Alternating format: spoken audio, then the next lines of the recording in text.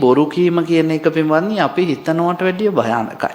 අද සමහර මිනිස්සු කියනවා ස්වාමීන් වහන්සේ මම සත්තු මරන්නෙත් නැහැ, හොරකම් කරන්නෙත් නැහැ, කාමපචාර කරන්නෙත් නැහැ, මත්පැන් බොන්නේ. ඔය ඉඳලා හිටලා ඉතින් බොරුවක් නම් කියවෙනවා කියනවා.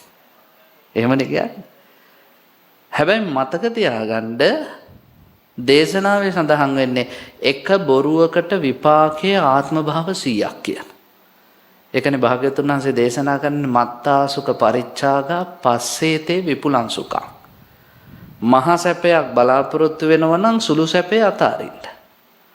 ඔය ඇත්ත මේ සුළු සැපයක් විඳින්න ගිහිල්ලා නැති කරගන්නේ කුමක්ද?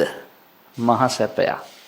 මතක තියාගන්න අද ගොඩක් අයට වෙන්නේ ඒකයි. ඒගොල්ලෝ බොරු කියලා අනිත් අයව රවට්ටලා සතුටු වෙනවා. හැබැයි ඒ සතුට උපරිම තියෙන්නේ එක්කෝ අරුවයි දවසයි. විපාකයේ ආත්ම 100ක්.